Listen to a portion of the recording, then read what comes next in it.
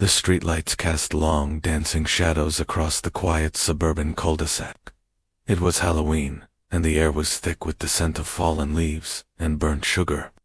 My porch was decked out, a grinning jack-o'-lantern flickering beside a bowl brimming with candy.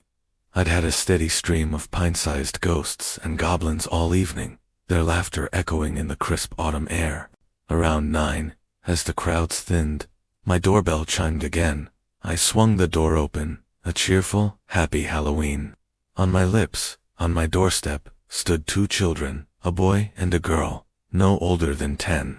They weren't wearing costumes, just simple, slightly old-fashioned clothes, a plain button-up shirt for him, a simple dress for her. Their faces were pale, almost porcelain-like under the porch light. "Trick or treat," they said, their voices perfectly synchronized, eerily flat, and devoid of any childish excitement. A little strange, I thought, but hey, it's Halloween. I reached into the bowl, grabbing a handful of chocolate bars.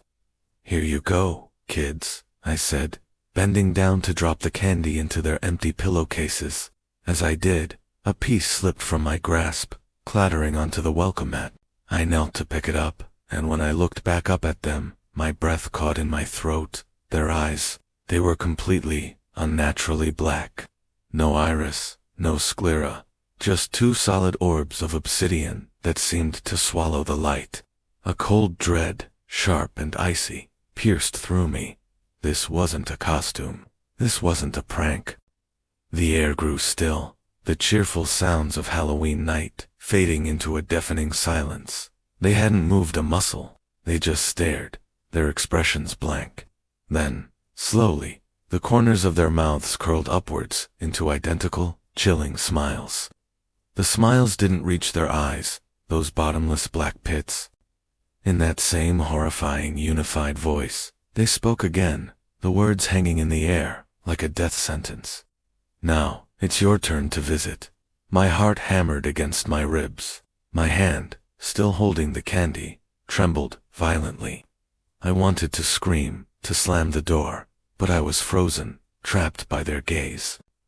They took a single, synchronized step forward, their small shoes making no sound on the concrete. The jack-o'-lantern's flame flickered and died, plunging the porch into shadow, leaving me alone with them and their terrible, black eyes. Thanks for tuning in to this spooky tale. If you enjoyed getting the chills, don't forget to hit that like button and subscribe for more stories from the shadows. Stay safe out there, and until next time, sleep tight.